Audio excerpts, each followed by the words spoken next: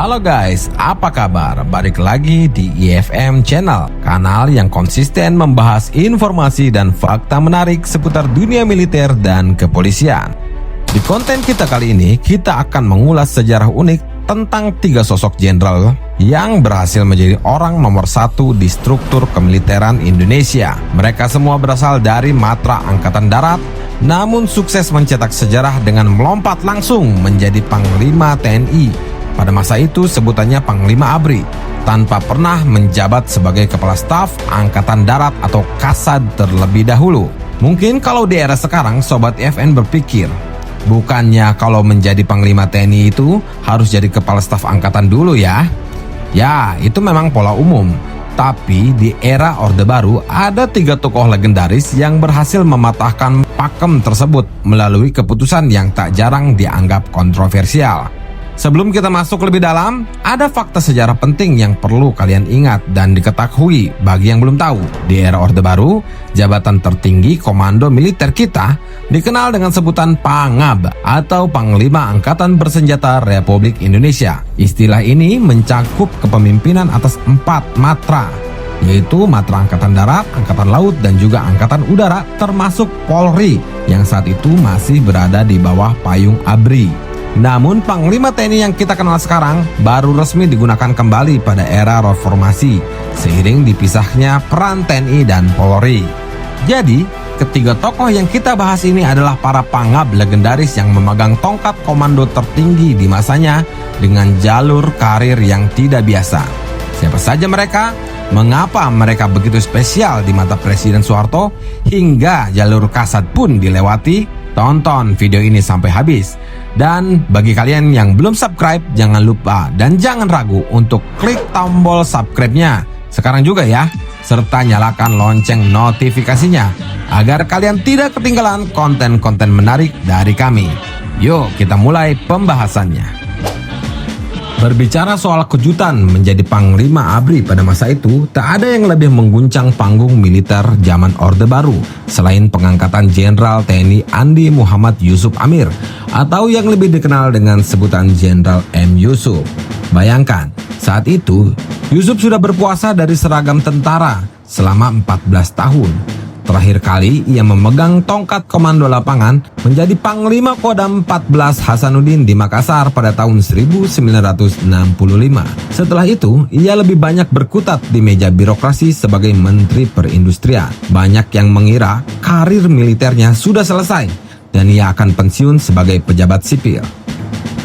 Namun, ada hal yang tidak diduga. Pada 17 April tahun 1978, Presiden Soeharto justru menariknya ke barisan tempur. Tak tanggung-tanggung, ia langsung menjabat sebagai Menhankam Pangab, menggantikan Jenderal Maraden Pangabean. Keputusan ini benar-benar di luar prediksi, karena mengabaikan kandidat kuat lainnya seperti Jenderal TNI Makmun Murad dan Jenderal TNI R. Widodo. Saking lamanya tidak memakai seragam, ada cerita unik. Ternyata Yusuf sampai harus latihan baris berbaris kembali sebelum pelantikannya, agar gerakannya tidak kaku di depan presiden. Meskipun pengangkatannya dipenuhi kontroversi dan juga keraguan, Jenderal M. Yusuf justru menjelma menjadi sosok yang paling dicintai. Ia dijuluki sebagai panglimanya para prajurit. Gelar ini bukan tanpa alasan. Yusuf adalah panglima yang sangat mobile. Ia bahkan sempat menempuh jarak lebih dari 580.000 km untuk mengunjungi barak-barak prajurit di pelosok Nusantara. Tindakannya nyata, sangat menyentuh akar rumput. Pertama, dia memperbaiki asrama. Dirinya merombak asrama prajurit yang bocor dan juga kumuh. Lalu tentang kesejahteraan, ia menaikkan uang lauk pauk atau ULP prajurit. Dan yang ketiga adalah soal perlengkapan. Ia memastikan setiap prajurit mendapatkan sepatu, kaos kaki hingga persenjataan yang layak dan juga modern. Popularitas Yusuf pun meroket tajam. Dimanapun dia berada, rakyat dan prajurit menyambutnya dengan histeria yang luar biasa. Namun sayangnya, kepopuleran yang hampir menyaingi Presiden Soeharto justru menjadi bumerang untuk dirinya. Hubungannya dengan Cendana mulai merenggang, terutama dipicu oleh insiden gebrak meja saat rapat di kediaman presiden, yang mana dirinya membela netralitas ABRI agar tidak terlalu condong ke satu golongan politik saja. Ya, itulah kisah sang jenderal dari Makassar. Sosok yang membuktikan bahwa kepemimpinan sejati tidak dinilai dari berapa lama ia memakai seragam, tapi dari seberapa besar ia mencintai dan dicintai anak buahnya.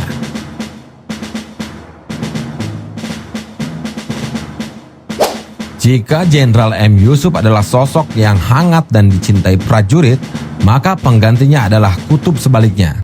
Inilah sosok yang disebut-sebut sebagai manusia paling berbahaya di masa Orde Baru. Jenderal TNI Leonardus Benyamin Murdani, atau lebih populer disebut LB Murdani. Tahun 1983, publik kembali dikejutkan. Presiden Soeharto menunjuk perwira dari intelijen menjadi Panglima ABRI tanpa pernah menjabat sebagai Kasat. Pengangkatan ini pun tak kalah kontroversial daripada M. Yusuf. Mengapa? Karena Beni bukan jenderal lapangan konvensional di masa itu. Ia adalah arsitek di balik bayang-bayang intelijen. Sobat IFM, ada sebuah perbandingan menarik. Jika Presiden Soeharto dikenal dunia sebagai The Smiling General karena senyumannya yang khas, Beni Murdani justru mendapatkan julukan The Unsmiling General, alias jenderal yang tak pernah tersenyum. Wajahnya dingin, bicaranya irit, dan tatapannya sangat tajam. Ia adalah sosok yang sangat disegani, bahkan ditakuti. Di bawah kepemimpinannya, ABRI mengalami perombakan besar-besaran yang dikenal dengan reorganisasi ABRI. Beni bukan tipe pemimpin yang mencari popularitas di depan kamera. Ia bekerja dalam sunyi, namun kekuasaannya saat itu sungguh luar biasa luas. Ia memegang kendali atas intelijen, yaitu BAIS pada saat itu, keamanan nasional, hingga operasi-operasi militer rahasia. Banyak pengamat menyebut bahwa era Beni lah pengaruh militer dalam politik mencapai puncaknya. Namun di balik wajah dinginnya itu, Beni adalah seorang loyalis sejati. Sebelum hubungan diplomatiknya dengan Soeharto retak karena urusan suksesi dan kritik terhadap keluarga Cendana. Sebelumnya, Beni adalah tameng hidup bagi sang Presiden Soeharto. Lalu bagaimana seorang spesialis intelijen yang jarang terlihat di lapangan ini bisa tiba-tiba memegang tongkat komando tertinggi? Pengangkatan Beni Murdani pada Maret tahun 1983 bukan sekedar kejutan, tapi sebuah anomali besar dalam sejarah militer Indonesia. Bayangkan saja, Beni melompati jajaran jenderal senior yang secara hierarki lebih antri untuk jabatan Pangab. Nama-nama besar yang saat itu menjadi saingan kuatnya di bursa calon panglima antara lain yaitu Letnan Jenderal TNI Himawan Susanto yang saat itu menjabat sebagai Kepala Staf Operasi Panglima ABRI. Secara struktural, ia adalah atasan Beni. Namun justru Beni yang diangkat menjadi jenderal penuh dan menjadi atasannya. Selanjutnya ada juga Jenderal TNI Makmun Murad, Kepala Staf Angkatan Darat Senior yang secara tradisi merupakan pintu masuk utama untuk menduduki kursi Pangab. Pengangkatan ini memicu riak kecemburuan dan perdebatan sengit di barak-barak militer. Banyak perwira tinggi yang mempertanyakan mengapa sosok yang tak punya pengalaman teritorial, yaitu tak pernah menjadi Dandim, Danrem, apalagi menjadi Pangdam, bisa memimpin seluruh angkatan. Namun bagi Presiden Soeharto, Beni adalah kartu as yang tak tergantikan. Setidaknya ada 3 alasan utama mengapa ia begitu dipercaya dan melompat begitu jauh. Yang pertama adalah loyalitas tanpa batas. Beni dikenal sebagai penjaga setia Soeharto. Ia adalah seorang yang siap mengambil resiko one way ticket atau siap mati demi tugas negara dan keselamatan presiden. Kedua, prestasi Operasi Woyla. Keberhasilan Beni memimpin pembebasan sandera pesawat Garuda di Bangkok pada tahun 1981 menjadi pembuktian mutlak kapasitasnya sebagai perwira komando di mata dunia dan presiden. Ketiga, yaitu kebutuhan akan tangan besi. Ya, Presiden Soeharto membutuhkan sosok yang mampu melakukan reorganisasi besar-besaran di tubuh ABRI untuk meredam potensi oposisi internal dan menjaga stabilitas politik secara absolut melalui jaringan intelijen yang kuat. Inilah awal dari era di mana ABRI dikelola dengan sangat efisien namun penuh misteri di bawah kendali sang jenderal intelijen.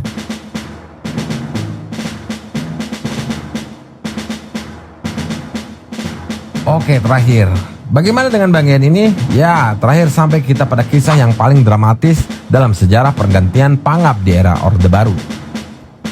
Jika M. Yusuf mengejutkan karena bangkit dari tidur, dan Benny Murdani mengejutkan karena latar belakangnya intelijen, maka pengangkatan Jenderal TNI Faisal Tanjung pada tahun 1993 adalah sebuah kejutan politik yang benar-benar memutarbalikkan logika semua orang. Bagaimana tidak? Sebelum namanya mencuat, Faisal Tanjung dianggap sudah masuk kotak atau karirnya dianggap telah tamat. Bayangkan, dari jabatan bergengsi sebagai Pangdam Tanjung Pura, ia kemudian dipindahkan ke Bandung untuk menjadi Komandan Sekolah Komando Angkatan Darat. Sebuah posisi yang bagi banyak perwira tinggi dianggap sebagai jalur menuju masa pensiun, bukan jalur menuju puncak. Namun, roda nasib berputar sangat cepat. Ia sempat transit singkat menjadi Kepala Staf Umum atau Kasum ABRI untuk mendapatkan bintang 3-nya. Dan disinilah letak kontroversi terbesarnya. Publik saat itu yakin, bahkan hampir 100% yakin, bahwa posisi Pangab akan jatuh ke tangan Jenderal TNI Wismoyo Aris Munandar yang saat itu menjabat sebagai Kepala Staf Angkatan Darat. Karena secara logika militer, Wismoyo adalah kandidat paling sempurna. Ia adalah jenderal lapangan yang tangguh, sedang menjadi kasat, dan yang paling krusial, ia adalah adik ipar Presiden Soeharto. Banyak yang menduga transisi dari Jenderal Edi Sudrajat yang hanya menjabat sebagai Pangab 3 bulan saja adalah karpet merah untuk Wismoyo. Namun, Soeharto sekali lagi menunjukkan bahwa ia adalah ahli strategi yang tidak bisa ditebak. Alih-alih memilih iparnya sendiri, Soeharto justru menunjuk Faisal Tanjung, sang jenderal yang dianggap sudah habis masa jayanya. Ada spekulasi besar di balik keputusan ini. Pengangkatan Faisal Tanjung disebut-sebut sebagai cara Soeharto untuk menyeimbangkan faksi di tubuh militer dan memperkuat dukungannya di kalangan kelompok Islam politik, di mana Faisal dikenal sebagai sosok yang religius dan dekat dengan kalangan ulama. Di bawah kepemimpinan Faisal Tanjung, ABRI memasuki fase yang sangat dinamis menjelang akhir kekuasaan Orde Baru. Ia membuktikan bahwa meski sempat dibuang ke Bandung, seorang prajurit sejati tetap bisa kembali ke puncak tertinggi komando jika sang panglima tertinggi berkehendak. 3 jenderal, 3 kejutan, dan 1 pola yang sama. Soeharto selalu punya cara unik untuk memilih siapa yang layak memegang tongkat komando ABRI. Bahkan jika itu harus melompati tradisi dan mengabaikan orang-orang terdekatnya. 1998-2003 ditinjau dari beberapa aspek dan. Nah, Sobat IFM, itulah kisah 3 jenderal legendaris, M. Yusuf, Benny Murdani, dan Faisal Tanjung. 3 sosok yang membuktikan bahwa dalam sejarah militer kita, jalur menuju puncak tidak selalu berjalan lurus. Mulai dari M. Yusuf yang dicintai karena kedekatannya dengan prajurit, Benny Murdani yang disegani karena kekuatan intelijennya, hingga Faisal Tanjung yang muncul sebagai kejutan di tengah persaingan faksi militer. Ketiganya dipilih bukan karena urutan antrian jabatan, melainkan karena keputusan, strategi politik, dan kepercayaan penuh sang panglima tertinggi di masanya, yaitu Presiden Soeharto.